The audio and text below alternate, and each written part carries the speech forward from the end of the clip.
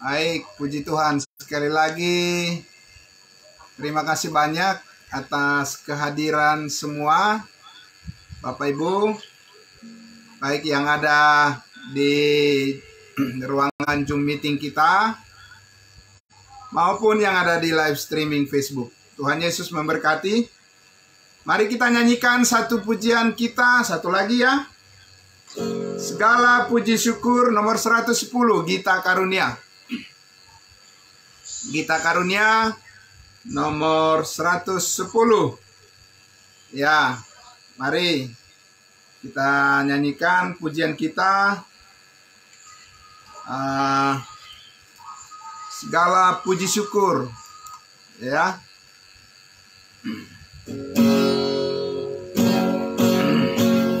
Segala puji syukur hanya bagimu Tuhan, sebab Kau yang layak dipuja. Kami mau bersorak tinggikan nama-Mu.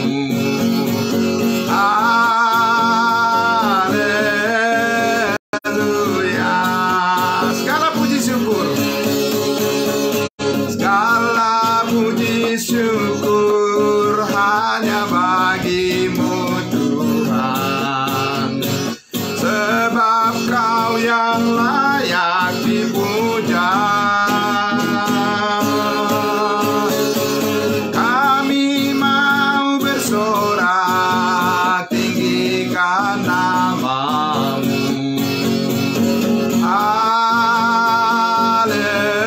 Haleluya. Soraklah haleluya. Soraklah haleluya. Soraklah haleluya. Haleluya.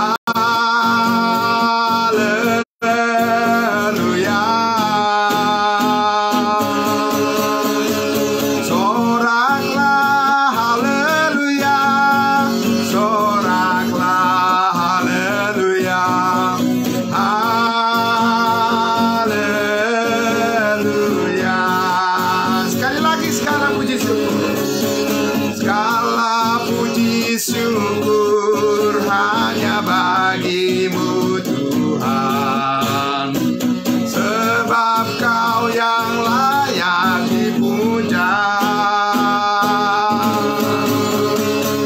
Kami mau bersorak tinggikan nama-Mu.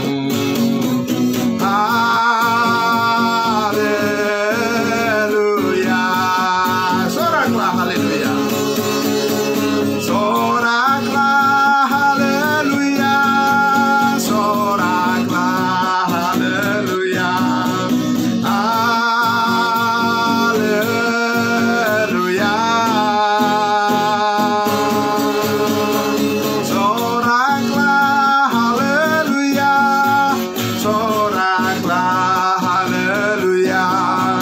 Haleluya.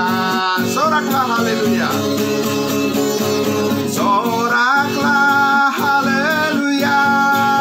Soraklah haleluya. Haleluya. Soraklah haleluya. Soraklah haleluya. Haleluya. Haleluya.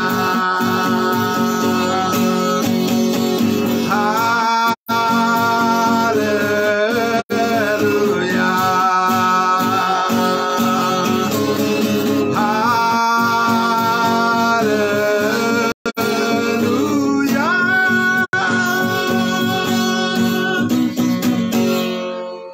Puji Tuhan.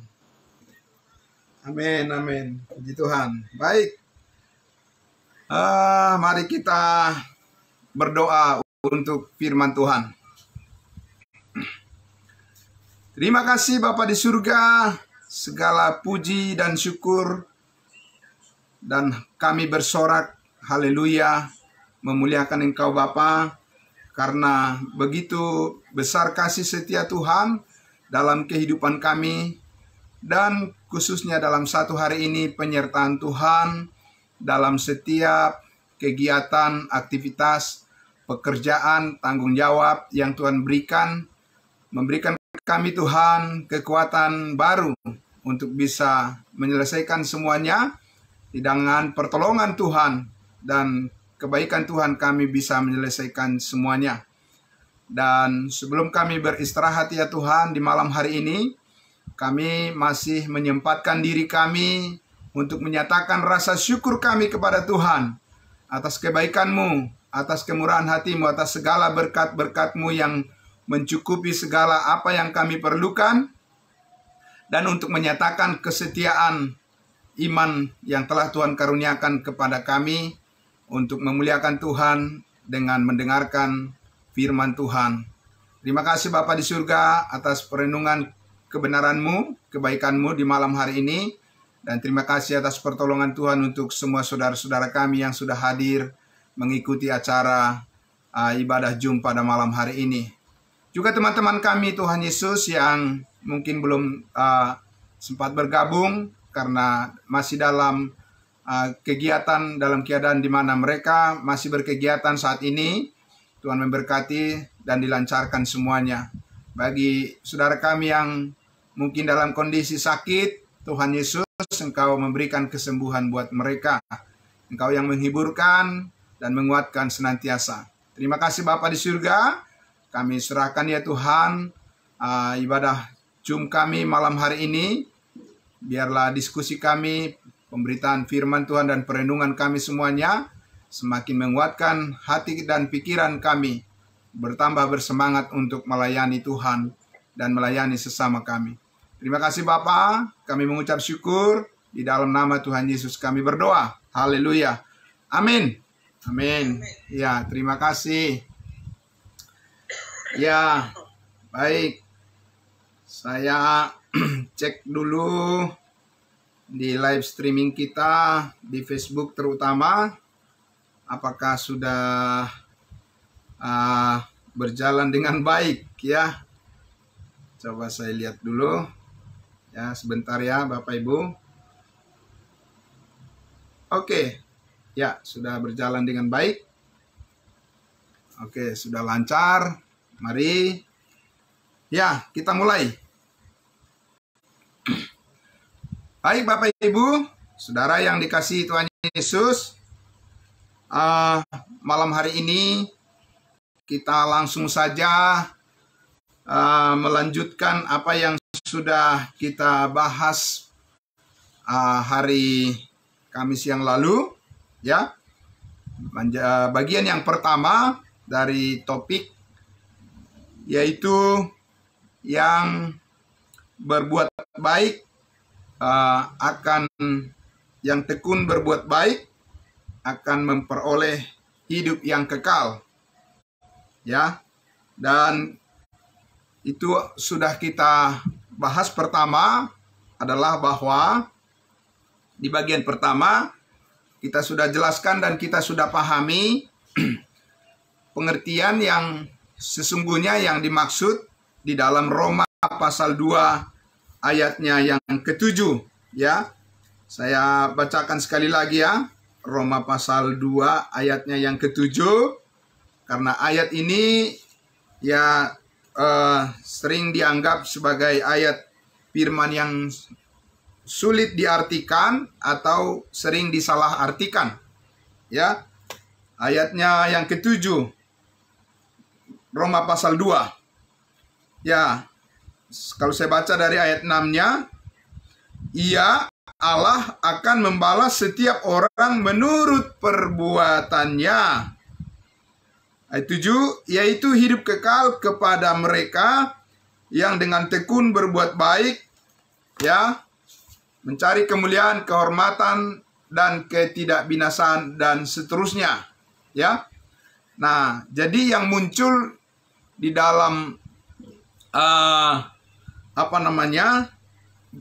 benak orang yang membaca bagian firman Tuhan ini, apabila atau apalagi misalnya belum begitu paham betul tentang esensi daripada Injil kasih karunia Allah, langsung saja menganggap dan berkesimpulan bahwa ayat ini mengajarkan bahwa keselamatan itu atau hidup yang kekal itu diperoleh karena perbuatan baik, gitu ya. Karena memang ayat firman Tuhan ini jelas-jelas mengatakan hidup kekal kepada mereka yang dengan tekun berbuat baik. Nah, tetapi kalau kita memahami, Bapak Ibu Saudara, kitab Roma ini adalah kitab yang dituliskan oleh Rasul Paulus untuk menjelaskan dasar daripada Injil kasih karunia Allah tentang bagaimana Allah mengaruniakan kehidupan yang kekal kepada setiap orang yang saat ini beriman kepada penebusan oleh Kristus Yesus, ya. Nah, sebelumnya dijelaskan di sini di pasal 1 pasal 2 ini bahwa Tuhan itu mempunyai standar kebenaran yang sempurna ketika Dia menghakimi manusia. Jadi sekali lagi, ya, Tuhan itu ditegaskan memiliki standar yang sempurna untuk menghakimi manusia. Yang sempurna artinya haruslah orang yang telah dibebaskan dari segala dosa, karena upah dosa adalah maut. Nah, Bapak Ibu sekalian, sehingga di situ Paulus menegaskan bahwa memang kalau seandainya ada orang yang sempurna di dalam perbuatan-perbuatannya, kalau ada orang yang sanggup, ya, atau ada orang yang memiliki keadaan yang sempurna tanpa dosa karena perbuatan-perbuatannya, maka Allah akan mengaruniakan hidup yang kekal kepada mereka. Kalau ada yang sanggup, kalau ada yang terbukti bahwa karena perbuatan-perbuatannya ada orang yang sempurna, tidak bercacat dan tidak berdosa. Nah, tetapi kemudian, ya, Paulus sudah menjelaskan di pasal 3 ayatnya yang ke-10, ya, 10, 11, 12, 13, 14, Paulus sudah menjelaskan bahwa ternyata setelah diselidiki dengan firman Tuhan, diselidiki oleh firman Tuhan, oleh kebenaran Allah, ternyata tidak ada seorang pun manusia yang benar. Ya, tidak ada seorang pun yang berbuat baik. Tidak ada seorang pun manusia yang tidak berdosa. Tidak ada seorang pun manusia yang tidak bercacat. Nah, itulah fakta yang sebenarnya yang diperlihatkan oleh firman Allah, bahwa tidak ada orang yang sempurna di dalam perbuatan baiknya. Begitu, ya. Dan bahkan di dalam Roma pasal 3 ayat 23 dikatakan apa? Bahwa semua manusia telah berdosa dan telah kehilangan kemuliaan Allah. Semua, ya. Tidak ada satu orang pun. Ya. Kecuali siapa? Kecuali Yesus Kristus. Nah, itu, ya. Jadi hanya Yesus Kristuslah satu-satunya manusia yang tidak berdosa.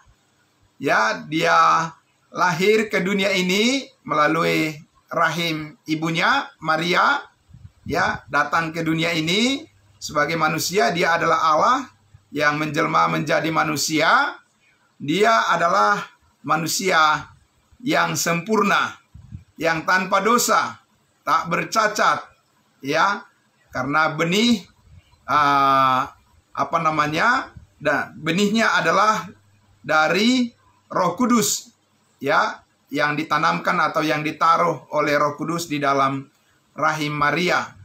Ya. Jadi Yesuslah satu-satunya benih manusia, keturunan manusia, bahkan disebut dia adalah keturunan perempuan. Ya, keturunan perempuan yang tidak bercacat, yang tidak berdosa. Ya. Dan sampai dia lahir, kemudian Yesus menjadi besar, menjadi dewasa, ya, melayani seluruh, berdiri di hadapan bangsa Israel, umat Israel, melayani mereka semuanya, ya, dengan segala pencobaan dan segala ujian dan segala bahkan segala penderitaan, sampai Yesus pun naik ke atas kayu salib dan sampai dia mati menyerahkan nyawanya, darahnya tercurah. Yesus tidak bersalah, Yesus tidak berdosa, Yesus tidak bercacat. Di dalam seluruh kehidupannya dia suci, ya, dia benar dan dia sempurna. Nah, maka ya kita melihat bahwa hanya dengan perbuatan Yesuslah satu-satunya akhirnya manusia bisa beroleh keselamatan. Amin.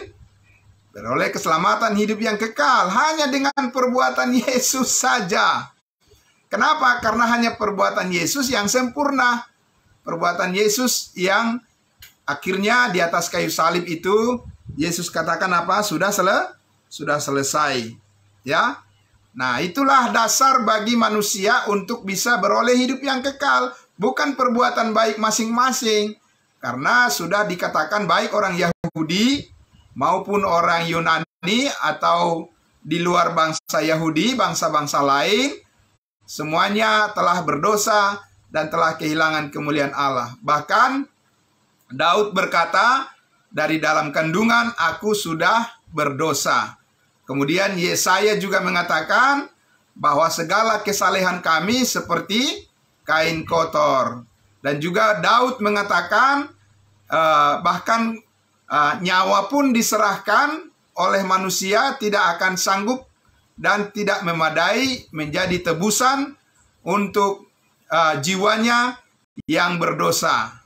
Nah, jadi semuanya sudah jelas bahwa baik para nabi, ya, kemudian para rasul juga menyatakan tidak ada kriteria dari perbuatan, usaha, perjuangan, daripada prestasi daripada manusia siapapun yang bisa menjadikan dia layak untuk beroleh hidup yang kekal, ya, kecuali satu-satunya adalah hanya dengan percaya kepada Yesus Kristus yang sudah mati di atas kayu salib dan mengampuni segala dosa kita, dan yang percaya pasti beroleh hidup yang kekal. Itu makanya kalau kita lihat di dalam Roma pasalnya yang ketiga, ayatnya yang ke-24, di situ dikatakan, ya, Roma pasal 3 ayatnya yang ke-24, saya langsung bacakan saja, Bapak Ibu semua bisa mendengarkan. Dikatakan, dan oleh kasih karunia. Nah, ini, ya, sekarang ini kita memperoleh perbuatan baik yang sempurna itu sebagai apa? Kasih karunia, karena Yesus yang mengerjakannya di atas kayu salib. Ya, dia yang mati, dia yang memikul salib kita, ya. Dia yang darahnya yang ditumpahkan, darahnya yang suci yang dicurahkan untuk pengampunan segala dosa kita, semua umat manusia. Makanya sekarang keselamatan itu adalah oleh kasih karunia. Amin. Dan oleh kasih karunia telah dibenarkan dengan cuma-cuma. Nah, itu dia, ya. Jadi sekarang kita dibenarkan dengan cuma-cuma, ya, dengan gratis, ya. Dibenarkan dengan cuma-cuma karena apa? Karena penebusan dalam Kristus Yesus. Jadi kalau dengan usaha perbuatan baik yang kita lakukan dengan amal, dengan apalah yang diusahakan oleh manusia, ya, dengan pengetahuan, dengan kebaikan sosial, apa sajalah yang dilakukan, tidak akan bisa menjadi cuma-cuma keselamatan itu. Karena itu berarti ada ada pamrihnya, ya, ada sesuatu yang diupayakan, ada yang dikorbankan, begitu ya. Nah, tetapi oleh karena saat ini semuanya sudah dibayar lunas oleh Tuhan Yesus, ya, segala rintangan, segala halangan apapun, ya, dari pihak manusia untuk bertemu dengan Allah, saat ini semuanya sudah diselesaikan oleh Kristus Yesus di atas kayu salib. Maka keselamatan itu saat ini adalah menjadi sesuatu yang diterima oleh manusia dengan cuma-cuma. Itu yang dimaksud dengan kasih karunia, ya, bukan karena usaha, bukan karena perbuatan, tetapi hanya karena iman saja, ya. Nah, Bapak Ibu yang sangat diberkati oleh Tuhan Yesus, dan oleh karena itulah kita melihat di dalam Efesus pasal 1, disitulah Rasul Paulus menyatakan bahwa karena keselamatan itu adalah oleh kasih karunia semata-mata, bukan karena usaha perbuatan baik, maka keselamatan itu dimeteraikan langsung dengan Roh Kudus. Amin. Ya, keselamatan itu langsung. Tadi saya tidak membuka ini ya, apa namanya, kamera saya. Mohon maaf ya. Iya, oke, mohon maaf ya. Karena saya tadi terfokus kepada live streaming di Facebook ya. Oke, kita lanjut. Baik. Nah, karena keselamatan itu sekarang ini, hidup yang kekal itu sekarang ini diperoleh dengan kasih karunia, dengan cuma-cuma, bukan karena usaha perbuatan baik, maka Allah memeteraikannya. Amin. Maka Allah memeteraikannya, ya, dengan Roh Kudusnya, bukan dengan yang lain, ya, bukan dengan sesuatu yang hal janji atau apapun yang lain, dimeteraikan dengan Roh Kudus, ya. Dan itu sudah kita sering dengar di Efesus 1 ayat 13 dikatakan, di dalam Yesus kamu juga, karena kamu telah mendengar firman kebenaran, yaitu Injil keselamatanmu, di dalam Yesus kamu juga ketika kamu percaya langsung dimeteraikan dengan Roh Kudus. Amin. Nah, Bapak Ibu Saudara, dan dikatakan di ayat 14-nya, dan Roh Kudus itu adalah jaminan bagian kita sampai kita memperoleh seluruhnya. Jadi karena keselamatan hidup yang kekal itu diberikan secara cuma-cuma, ya, supaya tidak ada lagi perubahan, ya, karena ada orang juga mempercayai bahwa keselamatan itu bisa hilang, katanya. Ya, keselamatan itu suatu saat bisa juga hilang atau dibatalkan oleh Tuhan, ya kan? Nah, tetapi kalau keselamatannya adalah karena kasih karunia, maka Tuhan memeteraikannya langsung dengan apa? Dengan Roh Kudus, sehingga tidak bisa dibatalkan. Ya, jadi tidak ada kuasa apapun yang bisa memisahkan kita lagi dari kasih Allah yang ada dalam Kristus Yesus. Untuk apa ini semuanya? Untuk menjamin keyakinan kita, ya, menjamin keyakinan kita bahwa di dalam Kristus Yesus posisi kita sudah aman. Amin. Ya, aman di tangan Yesus katanya. Ada pujian seperti itu kan?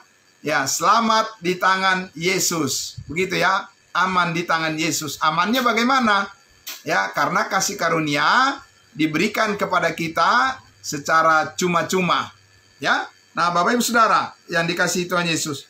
Nah, satu lagi yang mau saya sampaikan lagi sebelum kita masuk ke bagian yang akan kita bahas secara khusus di kitab Yohanes. Saya mengajak kita lagi untuk melihat di dalam Galatia pasal 2. Pasal 2 ayatnya yang ke-16 ya. Saya akan membacakan saja. Bapak Ibu Saudara bisa mengikutinya. Galatia pasal 2 ayatnya yang ke-16. Nah, ini perlu penegasan saat ini. Karena apa? Karena kita hidup sekarang di bawah kasih karunia Allah, bukan di bawah hukum Taurat. Karena hukum Taurat itu adalah sistem perbuatan baik, ya, diukur dari perbuatan baik kebenarannya, ya. Karena itu sekarang kita lihat bahwa keselamatan yang berdasarkan kasih karunia Allah itu tidak akan ada kaitannya dengan hukum Taurat lagi. Ya, tidak ada kaitannya dengan hukum Taurat lagi. Karena bukan karena perbuatan. Ya, ayatnya yang ke-16. Kamu tahu bahwa tidak seorang pun yang dibenarkan oleh karena melakukan hukum Taurat. Ya, tetapi hanya oleh karena iman dalam Kristus Yesus. Hanya. Ya, dalam khotbahnya hari Minggu kemarin, saudara kita, saudara Sostenes sudah menyampaikan hanya, only. Only itu ya satu, tidak dua, tidak tiga. Ya, jadi di sini katakan hanya oleh karena iman. Ya, berarti iman saja, bukan iman ditambah dengan perbuatan. Ya kan? Nah, saat ini masih begitu banyak orang yang mengaku pengikut Yesus, tetapi masih percaya keselamatan hidup kekal diperolehnya dengan iman ditambah dengan perbuatan. Nah, itu jadi masalah. Masalahnya apa? Itu bukan kasih karunia lagi namanya. Karena kasih karunia tadi kita sudah mendengar. Ya, kasih karunia itu adalah hanya dengan iman. Ya, bukan ditambah dengan ini, itu, dan sebagainya. Ya, bukan ditambah dengan perbuatan dan sebagainya. Ya. Nah, jadi di sini Paulus menegaskan lagi, kamu tahu bahwa tidak seorang pun yang dibenarkan oleh karena melakukan hukum Taurat, tetapi hanya oleh karena iman dalam Kristus Yesus. Sebab itu, kami pun telah percaya kepada Kristus Yesus. Paulus mengatakan, kami juga mengambil sikap seperti kasih apa yang dituntut oleh kasih karunia Allah. Kenapa? Karena Paulus ini adalah ahli Taurat. Dia adalah Farisi. Ya, dia tinggalkan itu sebagai sesuatu pola yang lama atau cara yang lama. Sekarang dia maju kepada kasih karunia. Amin. Ya, supaya dia memperoleh hidup yang kekal. Ya, jadi bukan karena melakukan hukum Taurat, tetapi hanya karena iman, kami pun telah percaya kepada Kristus Yesus, supaya kami dibenarkan oleh karena iman dalam Kristus dan bukan oleh karena melakukan hukum Taurat. Sebab tidak ada seorang pun yang dibenarkan oleh karena melakukan hukum Taurat. Nah, ini sangat penting. Kenapa? Karena nanti akan kita lihat ketika Yesus berhadapan dengan orang-orang Israel yang hidup di bawah hukum Taurat, maka kita akan lihat bahwa perbuatan-perbuatan itu menjadi satu ukuran untuk melihat orang Israel benar atau tidak berdasarkan hukum Taurat. Ya, tetapi berdasarkan kasih karunia Allah, di mana saat ini itu adalah kebenaran Allah yang memberkati semua orang saat ini, ya, maka bukan dengan hukum Taurat, tetapi hanya oleh karena kasih karunia, hanya oleh karena iman. Ya, nah, Bapak Ibu yang sangat diberkati oleh Tuhan Yesus, maka sekarang kita akan masuk kepada bagian yang saya kira ini juga, saya lihat ini juga banyak yang menghadapi kenyataan di ayat firman Tuhan ini menjadi salah paham, ya, salah mengerti, ya, karena mereka tidak bisa membedakan program Allah kepada bangsa Israel dan juga kepada kita saat ini bangsa lain. Jadi dicampurkan, ya, dicampur adukan, sehingga tidak bisa melihat perbedaan-perbedaan itu sebagai bagian yang benar-benar harus dimengerti menurut konteksnya, ya. Kita lihat Yohanes pasal 5. Yohanes pasal 5 ayatnya yang saya akan membaca ayat mulai dari ayat 24, tapi kita nanti fokus kepada ayatnya yang ke-28 dan 29, ya. Yohanes pasal 5. Oke. Saya akan membacakan mulai dari ayat 24. Aku berkata kepadamu, sesungguhnya barang siapa mendengar perkataanku dan percaya kepada Dia yang mengutus aku, ia mempunyai hidup yang kekal dan tidak turut dihukum, sebab ia sudah pindah dari dalam maut ke dalam hidup. 25. Aku berkata kepadamu, sesungguhnya saatnya akan tiba dan sudah tiba bahwa orang-orang mati akan mendengar suara Anak Allah, Yesus Kristus, dan mereka yang mendengarnya akan hidup. 26. Sebab sama seperti Bapa mempunyai hidup dalam dirinya sendiri, hidup yang kekal maksudnya, demikian juga diberikannya Anak mempunyai hidup di dalam dirinya sendiri, hidup yang kekal. Ya, karena Yesus Kristus adalah Allah. Ya, jadi Allah Bapa, Allah Anak, dan Allah Roh Kudus mempunyai hidup yang sama. Ya, yaitu hidup yang kekal, hidup Allah itu sendiri. Nah, 27. Dan ia telah memberikan kuasa kepadanya, kepada Yesus Kristus, Allah Bapa, telah memberikan kuasa kepada Allah Anak, Yesus Kristus, untuk menghakimi karena ia adalah anak manusia. Jadi ini berkaitan dengan penghakiman ya, penghakiman yang akan datang. Oke. Sekarang kita lihat ayat 28. Janganlah kamu heran akan hal itu, sebab saatnya akan tiba bahwa semua orang yang di dalam kuburan akan mendengar suaranya. Mendengar suara Yesus Kristus. Yang ada di mana? Yang ada di dalam kuburan. Oke? Ya. Jadi tadi sudah kita lihat berkaitan dengan penghakiman. Ya. Dan dikatakan yang ada di dalam kuburan akan mendengar suara Yesus. Siapa ini? Apa ini adalah tubuh Kristus? Apa ini adalah sama dengan 1 Korintus 15? Berkaitan dengan rahasia, kedatangan rahasia, yaitu kebangkitan tubuh orang-orang kudus, yaitu tubuh Kristus yang akan diangkat di awan-awan. Apakah itu maksudnya ini, Bapak Ibu sekalian? Ya, kita lihat di ayat 29. Dan mereka yang telah berbuat baik akan keluar dan bangkit untuk hidup yang kekal. Ya. Dan mereka yang telah berbuat baik akan keluar dan bangkit untuk hidup yang kekal, tetapi mereka yang telah berbuat jahat akan bangkit untuk dihukum.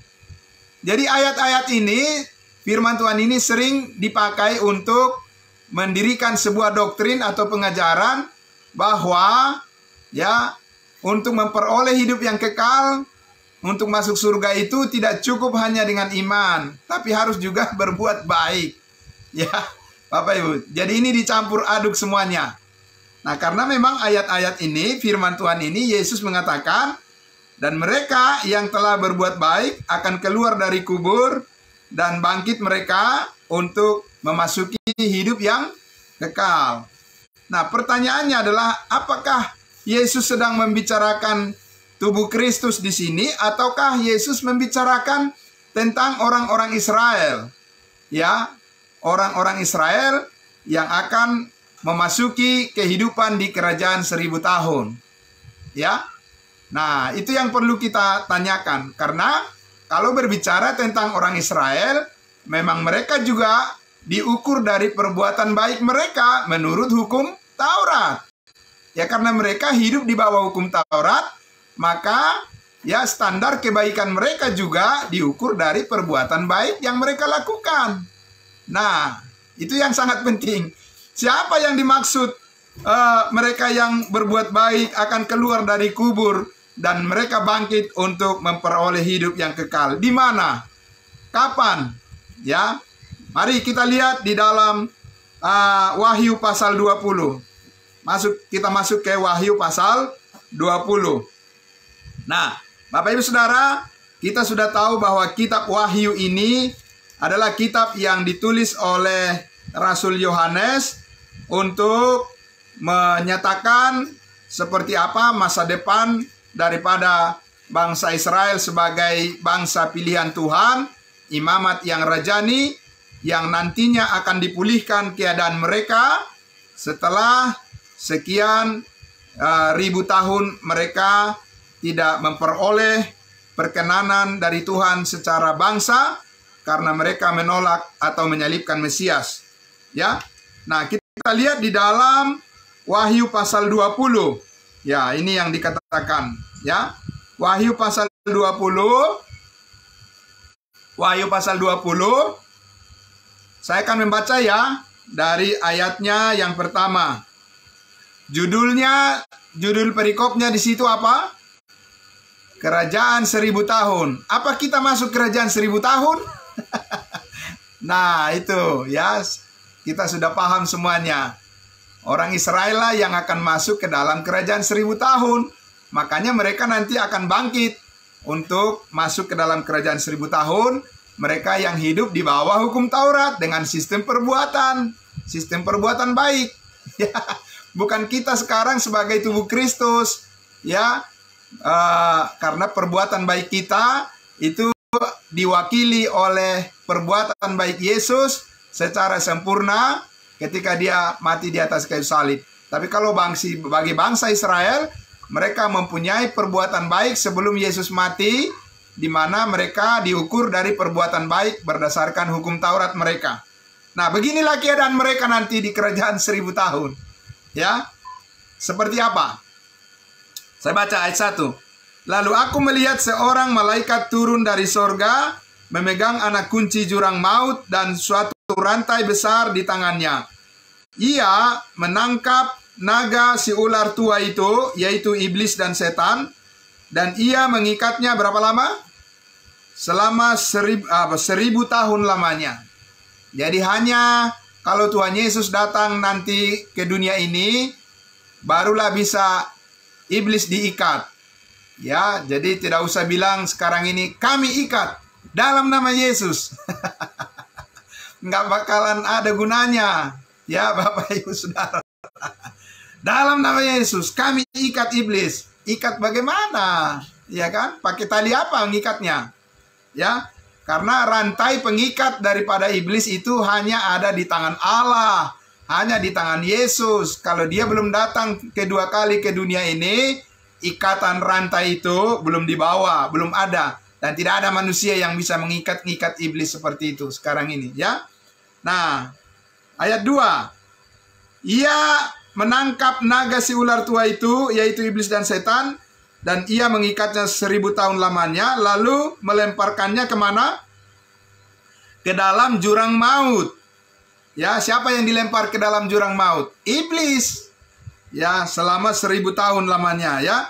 Dan menutup jurang maut itu dan memeteraikannya di atasnya, supaya ia jangan lagi menyesatkan bangsa-bangsa sebelum berakhir masa 1000 tahun itu. Kemudian daripada itu ia akan dilepas untuk sedikit waktu lamanya. Jadi nanti Tuhan akan mengikat iblis, ya, selama berapa lama? 1000 tahun lamanya.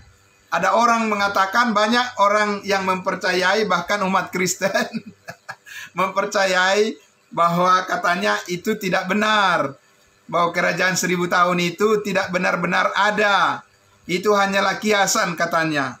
Ya, itu katanya mereka, ya. Tapi kita percaya bahwa Tuhan lebih tahu dan Tuhan lebih benar, dan manusia dikatakan adalah sudah jatuh ke dalam dosa, adalah berbohong. Ya, manusia itu dikatakan berbohong, tapi Tuhan itu sudah benar 100% adanya. Jadi benarlah bahwa suatu saat nanti iblis akan diikat sehingga dia tidak menyesatkan bangsa-bangsa lagi. Pertanyaannya, orang yang mengatakan sekarang inilah katanya kerajaan 1000 tahun. Pertanyaannya, iblis masih menyesatkan bangsa-bangsa enggak sekarang ini? Masih. Makanya terjadi peperangan, ya kan, Rusia dengan Ukraina yang menyebabkan jadi krisis ekonomi global. Itu karena apa? Karena iblis memang belum diikat, masih gentayangan iblis di mana-mana, terjadi pembunuhan, ya, terjadi korupsi, terjadi penipuan, terjadi segala macam peperangan dan sebagainya. Karena memang iblis belum diikat. Ya, nanti kalau Yesus sudah datang kedua kali, benar-benar iblis akan dipenjara selama 1000 tahun lamanya. Ya, jadi sekarang ini bukan manusia yang lebih kuat daripada iblis. Iblis lebih kuat daripada manusia. Tapi suatu saat nanti Yesus yang akan lebih kuat daripada iblis sehingga sanggup mengikatnya. Ya, tetapi saat ini kita mempunyai iman yang benar kepada Tuhan sehingga Tuhan menolong dan melindungi orang setiap orang yang beriman yang percaya kepadanya. Nah, kita lanjut. Jadi dikatakan di situ bahwa sebelum berakhir masa 1000 tahun itu, ya. Jadi selama 1000 tahun iblis itu tidak bisa menyesatkan manusia, makanya disebut kerajaan damai di bumi. Ya, kerajaan damai di bumi yang disebut dengan milenium.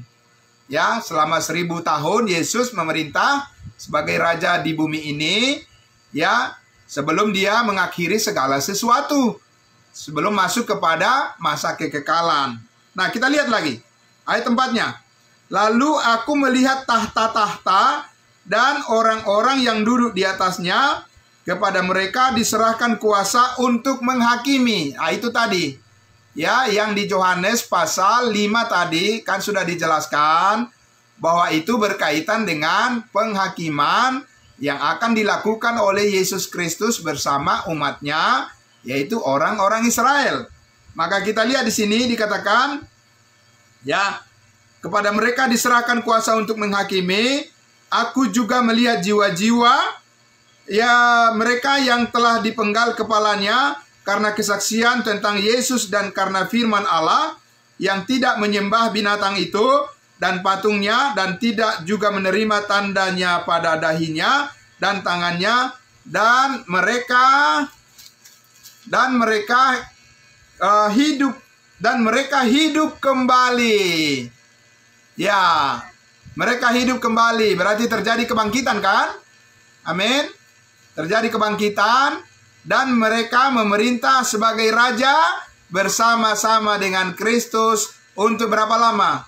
Masa 1000 tahun. Nah, itu.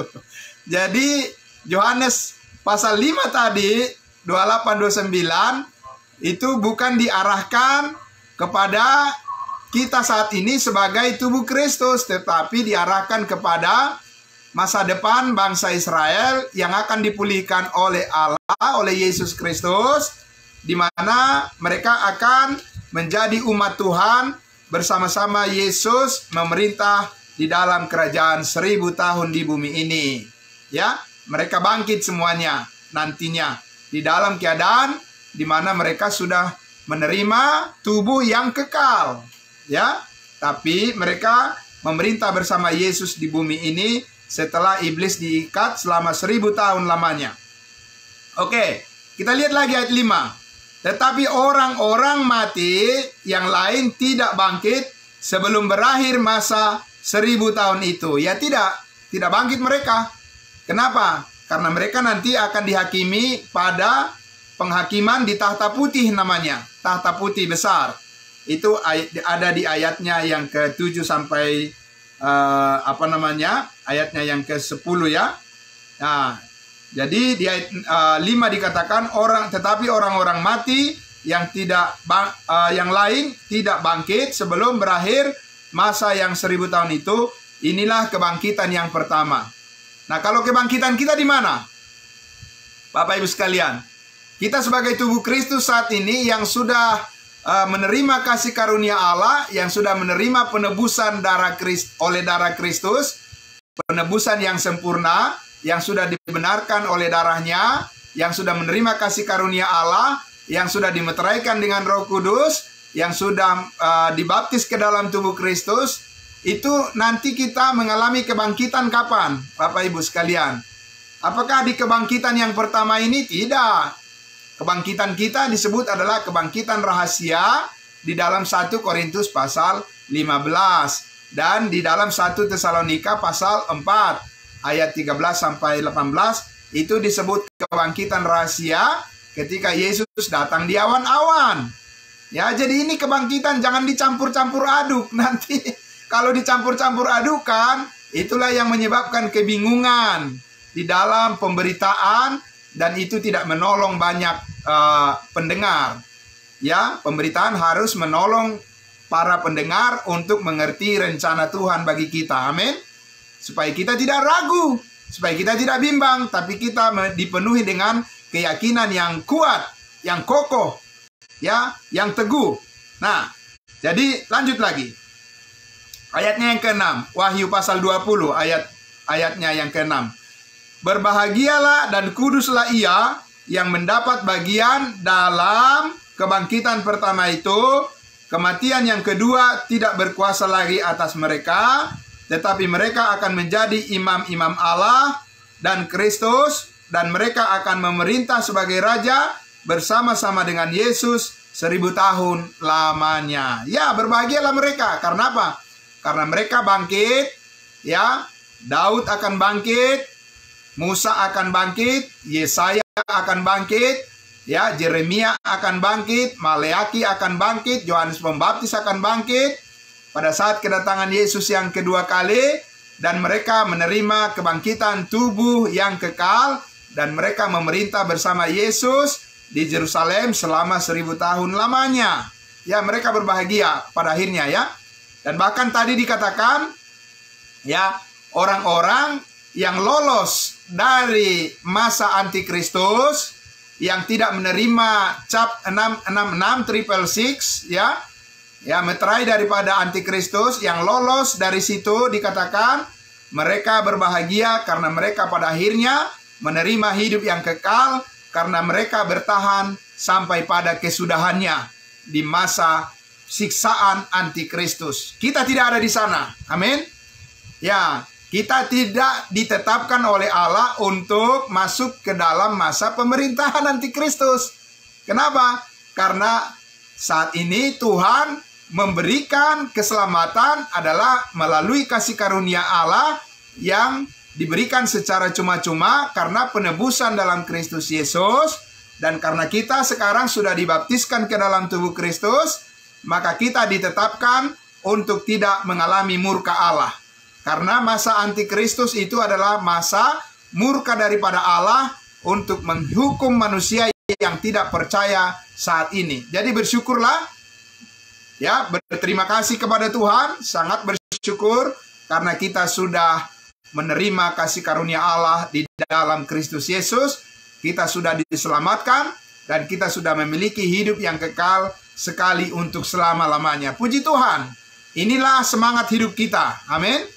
Nah, Bapak Ibu Saudara, jadi saya akan langsung saja untuk menjelaskan masuk ke dalam menjawab pertanyaan yang tadi.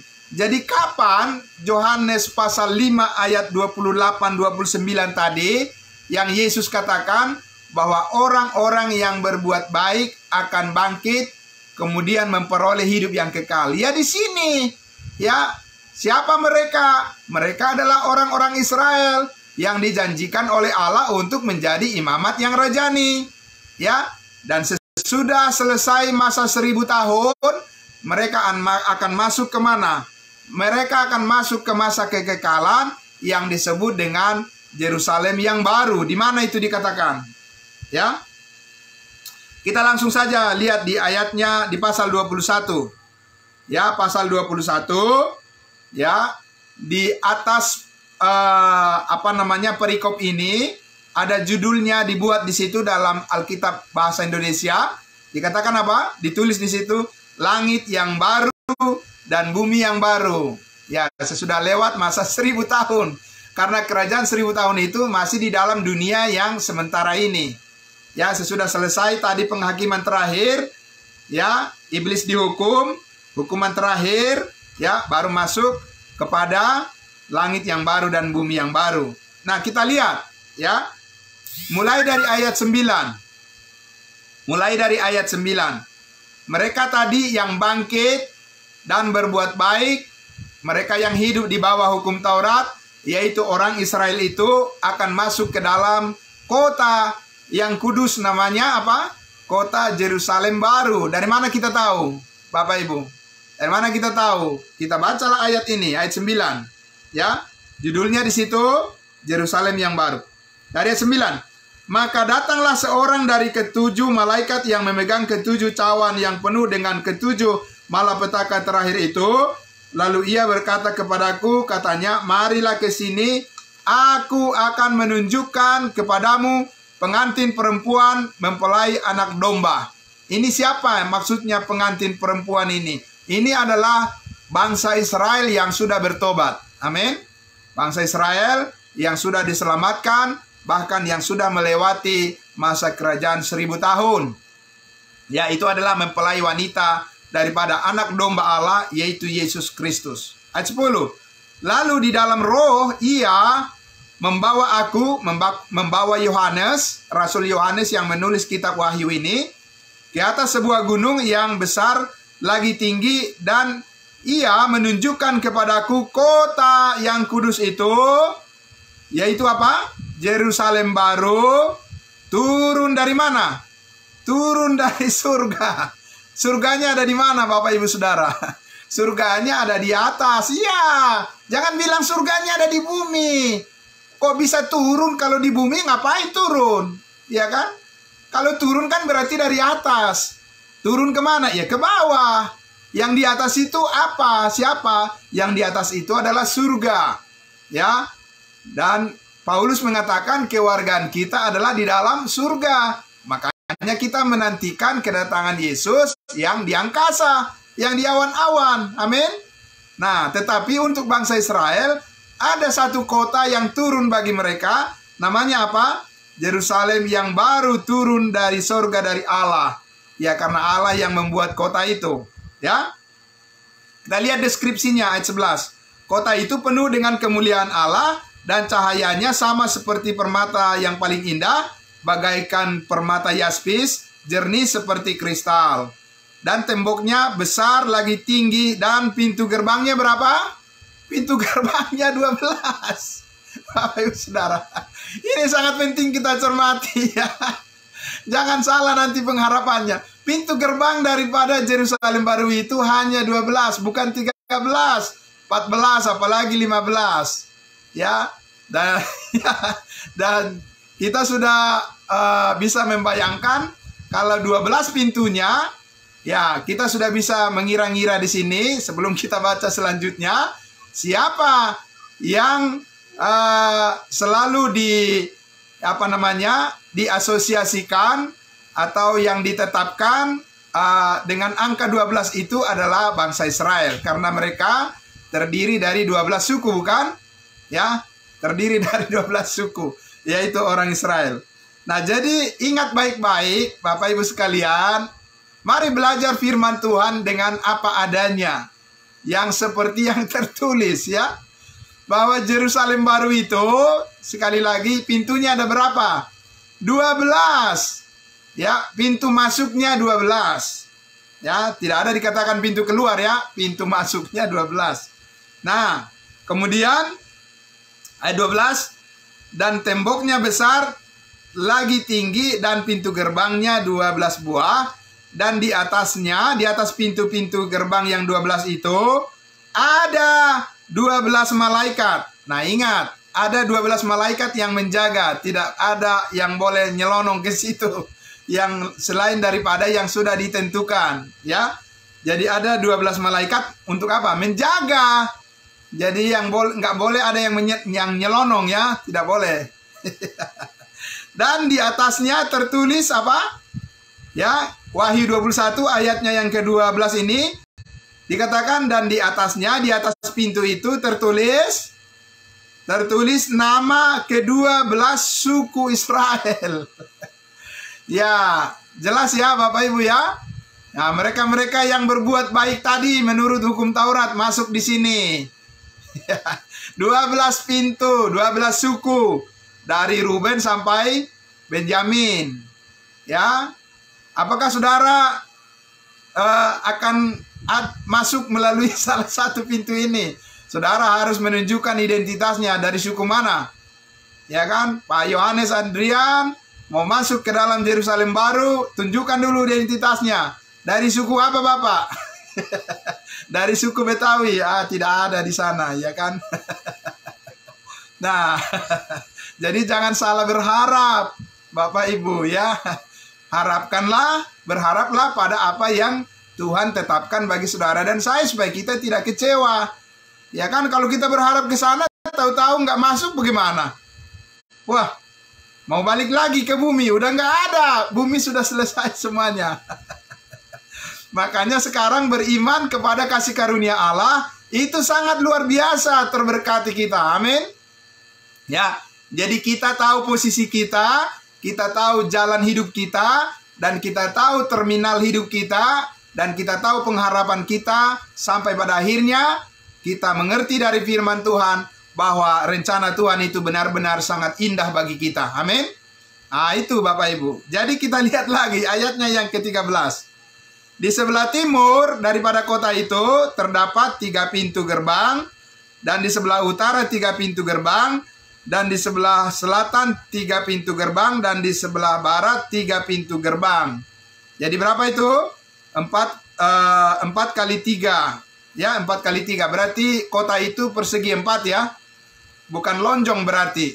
Karena di situ ada disebutkan 3 pintu sebelah timur, kemudian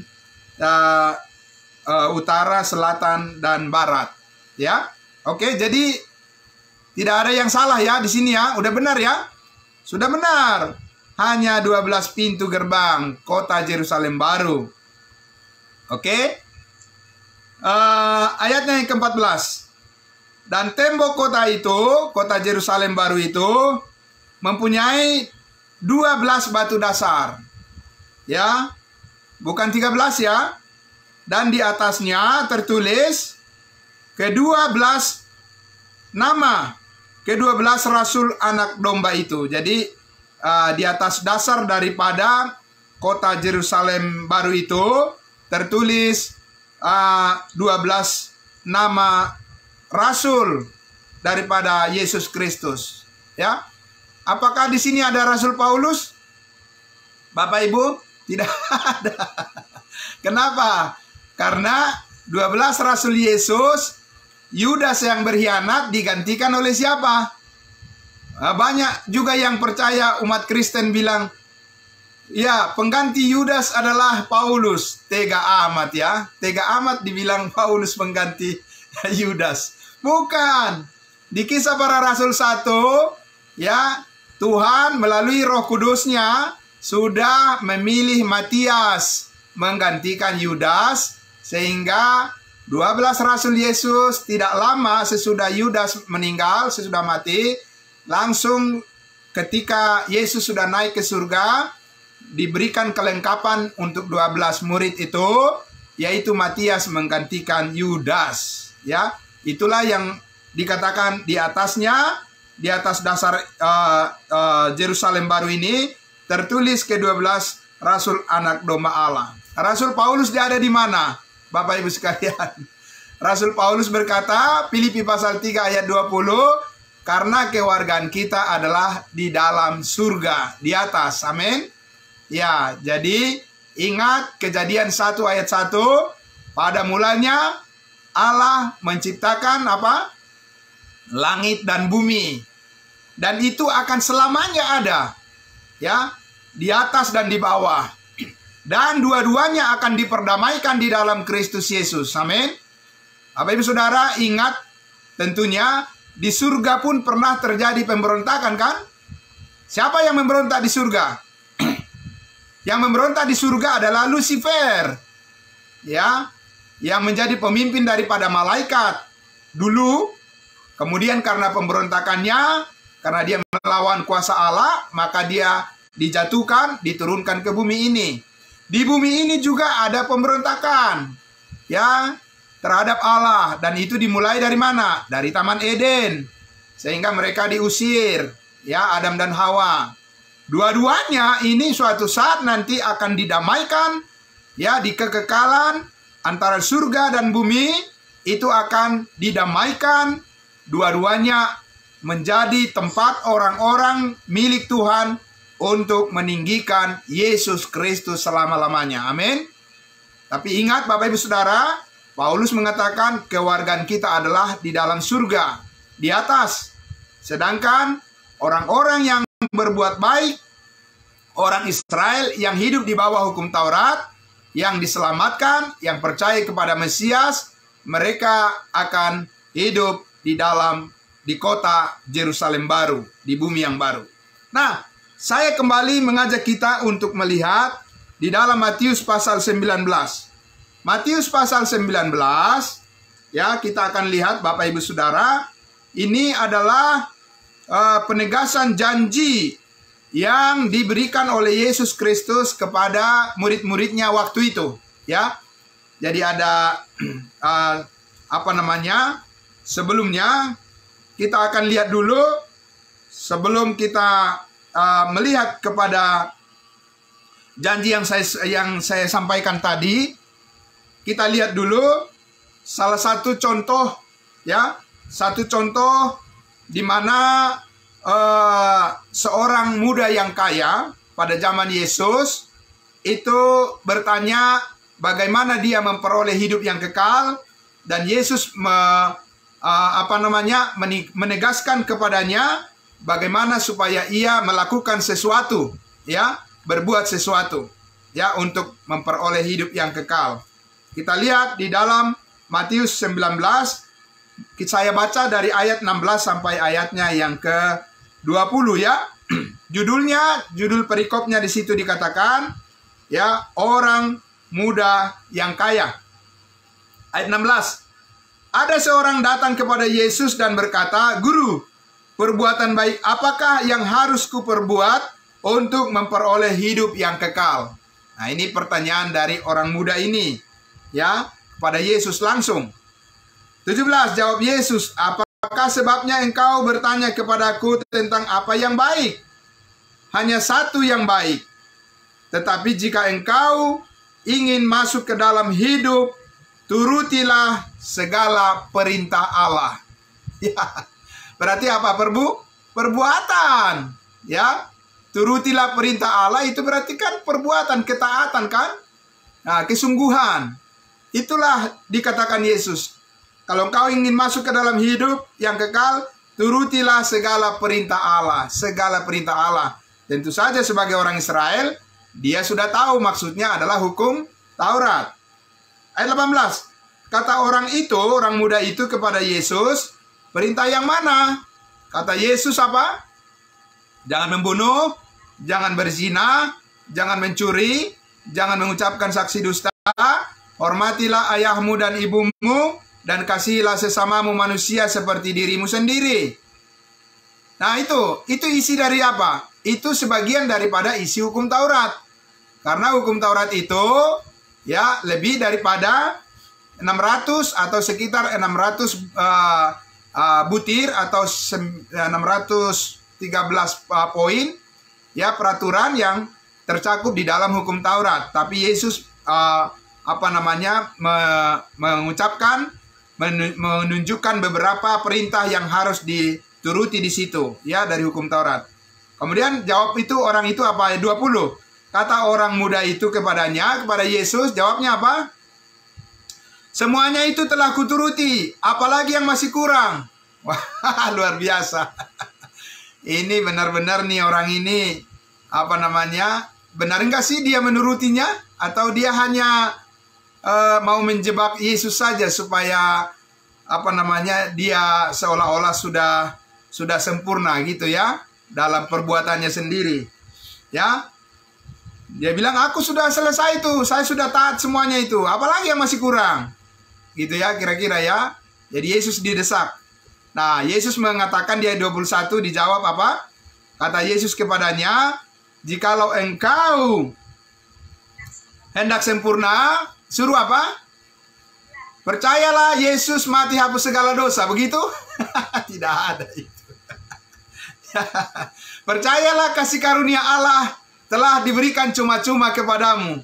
Percayalah bahwa engkau telah dibenarkan oleh darah Kristus. Apa itu yang dikatakan Yesus? Tidak. Ya, disuruh apa? Pergilah, juallah segala milikmu, ya, rumahmu, tanahmu, mobilmu, apalagi yang ada. Juallah semuanya itu dan apa? Berikanlah itu kepada orang-orang miskin, maka engkau akan beroleh harta di sorga. Kemudian datanglah kemari dan ikutlah aku. Nah, jadi harus pergi dan menjual. Apa saudara mau melakukan ini sekarang? Apakah pendeta-pendeta mau melakukan ini sekarang? Supaya dia beroleh hidup yang kekal? Boro-boro. Ya kan? Jadi kalau sistem ini yang mau dipakai, jangan jemaat duluan ya. Yang pergi dan menjual hartanya. Siapa duluan? Hamba Tuhan duluan. Pendeta. Pergi jual mobilnya, jual rumahnya, kemudian bagi-bagikan kepada orang miskin. Ya kan, boro-boro, ya kan? Nggak ada lah itu. Nah, tetapi pertanyaannya, kenapa tidak dilakukan? Ini kan perintah Tuhan kan? Katanya untuk masuk surga harus melakukan perintah-perintah Tuhan. Kok nggak dilakukan ini? Ya, nanti ya orang-orang yang keberatan akan bilang, bukan begitu maksudnya itu Pak Pendeta. Oh gitu ya? Jadi langsung langsung lebih mengerti manusia daripada Tuhan, ya kan? Nah, itulah bahayanya. Ya memang begitu artinya, tidak ada artinya yang lain. Masakan Yesus menyampaikan sesuatu tapi maksudnya yang lain? Yesus yang mana itu? Ya kalau Yesus mengatakan seperti itu, ya memang itulah maksudnya, ya kan? Nah, tetapi kenapa Yesus mengatakan seperti itu kepada orang kaya ini? Ya, kalau kita bertanya, misalnya kita bertanya, ya, kalau misalnya orang kaya ini melakukan perintah Yesus, dia pergi dan menjual hartanya, kemudian dia berikan kepada orang miskin. Pertanyaannya, ya, dia diselamatkan atau tidak? Dia beroleh hidup yang kekal atau tidak? Kalau dia mengikuti apa yang dikatakan oleh Yesus, ya tentu saja. Karena apa? Itu artinya dia percaya kepada perkataan Yesus. Ya, berarti kan setiap orang yang percaya beroleh hidup yang kekal. Nah, tetapi bagi orang Israel sendiri harus ada yang dilakukan karena mereka hidup di bawah hukum Taurat. Amin. Berbeda dengan apa yang kita alami saat ini. Yang kita lakukan saat ini adalah mempercayai apa yang dikerjakan oleh Yesus Kristus di atas kayu salib, di mana dia sudah melakukan hal yang baik secara sempurna, dan dia sudah mencurahkan darahnya dan mengorbankan nyawanya menjadi tebusan yang sempurna bagi kita. Amin. Makanya kita sekarang ini beroleh keselamatan karena kasih karunia Allah, bukan karena perbuatan yang kita lakukan. Tidak. Ya, itu bedanya. Nah, kalau ini tidak dibedakan di dalam Alkitab, kalau ini tidak dibedakan oleh, maksudnya adalah kalau perbedaan ini, pembedaan oleh Allah ini tidak dipahami oleh orang-orang yang membaca Alkitab, maka disitulah terjadi confuse, disitulah terjadi kebingungan, kekacauan. Ya, di satu sisi dia berpikir keselamatan itu hanya oleh iman, kemudian di sisi lain dia membaca harus dengan perbuatan, ya harus dibedakan. Harus dibedakan bagaimana pendekatan atau firman yang disampaikan oleh Allah kepada bangsa Israel dan kepada kita bangsa lain, kepada bangsa Israel yang hidup di bawah hukum Taurat dan kepada kita bangsa lain yang tidak hidup di bawah hukum Taurat. Ya, Bapak Ibu Saudara. Nah, karena itulah kita lihat di ayatnya yang ke-27, tadi sudah saya janjikan.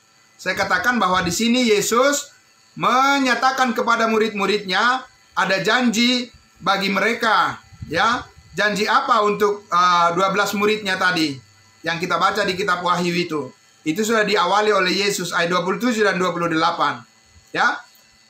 Kita baca, lalu Petrus menjawab dan berkata kepada Yesus, "Kami ini telah meninggalkan segala sesuatu dan mengikut Engkau." Mengikut Yesus. Jadi apakah yang akan kami peroleh? Nah, itu ditanya. Jadi dia nanya upah dia. Ya. Apa yang kami peroleh? Yesus. Ya. Kami sudah tinggalkan semuanya. tinggalkan rumah. Apalagi? Tinggalkan ladang, tinggalkan menjala ikan, bisnis. Lalu Petrus bertanya, kira-kira apa yang kami dapatkan? Yesus, ya kan, apa yang kami peroleh? Sebenarnya kami ini mau kemana?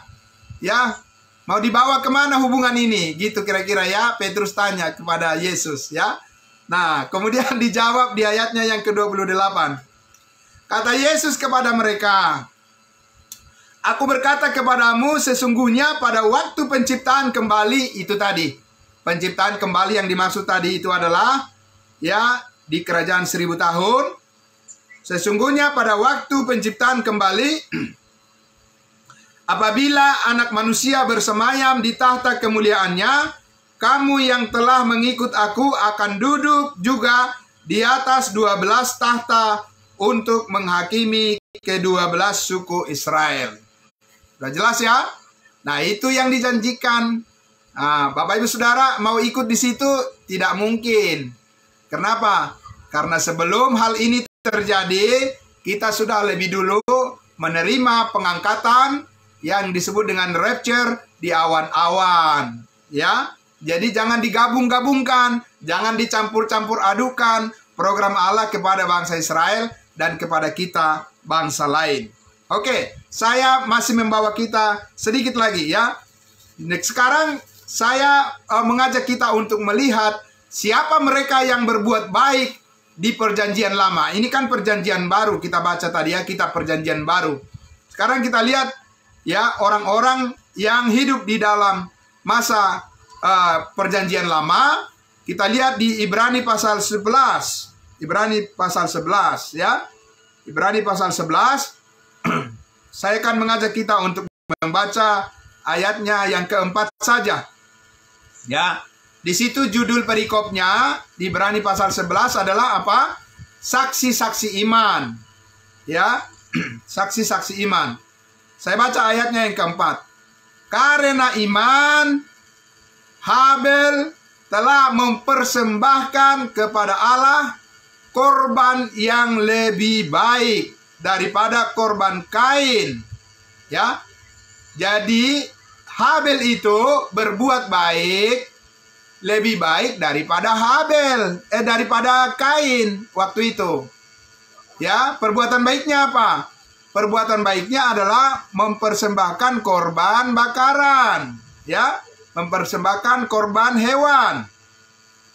Dengan jalan itu ia memperoleh kesaksian kepadanya bahwa ia benar karena Allah berkenan akan persembahannya itu, dan karena iman ia masih berbicara sesudah ia mati. Kesaksiannya maksudnya, ya.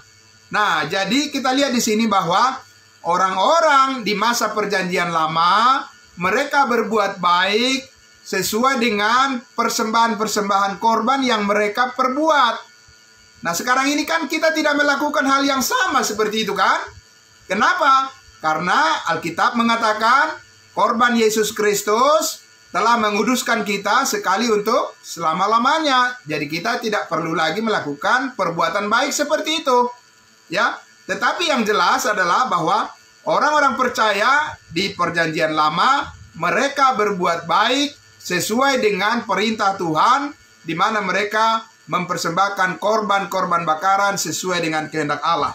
Nah, Bapak Ibu Saudara, sekarang ya, sebagai kesimpulan kita baca Efesus pasal 2. Sebelum kita masuk ke sesi diskusi atau sharing kita, Bapak Ibu Saudara, kita baca di Efesus pasal 2. Nah, sekarang kita lihat Efesus pasal 2, ya, bagaimana kasih karunia Allah dibedakan saat ini dengan apa yang dialami oleh bangsa Israel yang hidup di bawah hukum Taurat. Ya, sangat dibedakan. Ingat sekali lagi Bapak Ibu Saudara, kasih karunia Allah sudah ada belum mulai dari zaman Adam? Sudah. Jangan salah memahami, jangan salah mengerti Bapak Ibu Saudara. Kasih karunia Allah sudah ada sejak Adam dan Hawa. Ya. Tetapi kasih karunia Allah yang kita terima saat ini, yang kita mengerti saat ini, itu berbeda dengan yang dimengerti oleh orang-orang sebelumnya, orang-orang percaya sebelumnya. Bedanya apa? Tadi kita sudah membaca, sudah kita lihat. Kalau Habel itu menerima kasih karunia Allah dengan dia menunjukkan perbuatannya, bahwa dia mempersembahkan korban yang lebih baik daripada Kain, korban hewan. Kemudian Allah juga memberikan kasih karunia-Nya kepada Nuh. Ya, bagaimana caranya Allah memberikan kasih karunia-Nya kepada Nuh? Yaitu dengan memerintahkan Nuh harus berbuat. Apa yang harus dibuat? Buatlah bahtera bagimu. Ya, jadi harus ada yang dibuat sehingga keluarganya diselamatkan dari air bah. Nah, sekarang bagi kita saat ini, apa kasih karunia Allah saat ini? Bapak Ibu Saudara, apakah kasih karunia Allah saat ini kepada kita adalah kamu harus melakukan ini, melakukan itu, barulah kamu menerima hidup yang kekal, kamu diselamatkan. Apa seperti itu? Bapak Ibu Saudara, Efesus 2 ayat 8 dan 9 dengan sangat terang benderang mengatakan, Efesus 2 ayat 8 dan 9, sebab karena kasih karunia kamu diselamatkan oleh iman, amin, itu bukan hasil usahamu, tetapi pemberian Allah. Amin. Ayat 9, itu bukan hasil usahamu, jangan ada orang yang memegahkan diri. Bapak Ibu Saudara yang dikasihi Tuhan Yesus, kasih karunia Allah yang kita peroleh saat ini adalah pemberian cuma-cuma dari Allah Bapa, hidup yang kekal kepada setiap orang yang percaya, karena Kristus sudah membayar semua dosa-dosa kita. Dia sudah memberikan tubuhnya, darahnya menjadi korban tebusan untuk mengampuni segala dosa kita sekali untuk selama-lamanya. Maka Bapak Ibu Saudara yang dikasihi Tuhan Yesus, itulah sebabnya di dalam 1 Timotius 2 ayat 3 dan 4, Paulus mengatakan Allah menghendaki supaya semua orang diselamatkan. Amin. Kenapa? Karena bukan perbuatan baik yang diminta oleh Allah untuk manusia supaya diselamatkan. Karena perbuatan Yesus yang sempurna di atas kayu salib yang sudah selesai, itulah dasar keselamatan melalui iman bagi setiap orang yang percaya saat ini tanpa perbedaan apapun. Semua terbuka luas untuk beroleh hidup yang kekal. Semua terbuka saat ini untuk masuk ke dalam surga. Semua terbuka saat ini untuk menerima berkat yang Tuhan sediakan, ya, hanya melalui iman kepada Yesus Kristus Yesus. Bapak Ibu Saudara, sangat bersyukur, berterima kasih. Mari kita beritakan terus kebenaran ini, amin.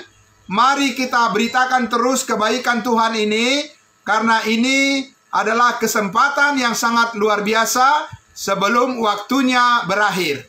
Karena nanti akan ada waktunya berakhir setelah Yesus datang di awan-awan.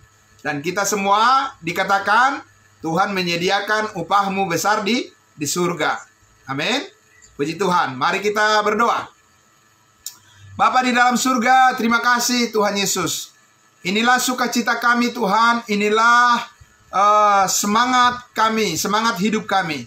Dan inilah berkat yang pengharapan yang sangat luar biasa yang telah Tuhan karuniakan kepada kami, dan ada jaminan dengan meterai Roh Kudus.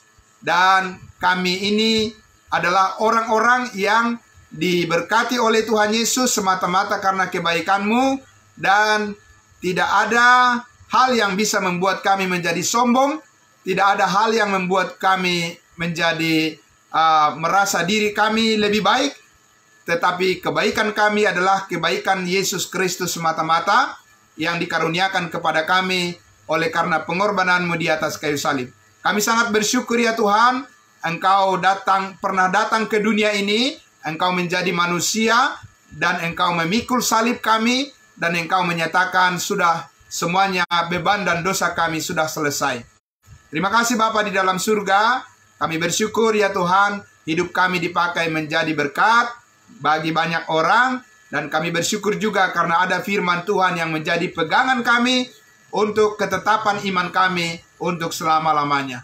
Dimuliakan namamu Bapa di surga, dan diberkatilah semua saudara-saudara kami yang dengan tekun, dengan setia datang kepada pengetahuan akan kebenaran ini. Terpuji Engkau, dalam nama Yesus Kristus Tuhan kami berdoa, kami mengucap syukur. Haleluya. Amin. Amin. Terima kasih saudara-saudaraku semuanya. Ya, terima kasih, Tuhan Yesus memberkati semuanya. Baik yang ada di live streaming Facebook dan juga yang ada di ruangan Zoom meeting pada malam hari ini. Mari kita akan berdiskusi atau sharing firman Tuhan sebagaimana biasa kita lakukan, ya. Dan saya minta nanti Pak Dales yang akan memandu kita dalam sesi sharing atau diskusi kita. Terima kasih, Tuhan Yesus memberkati semuanya. Shalom. Ya, salam kudus semuanya. Puji Tuhan.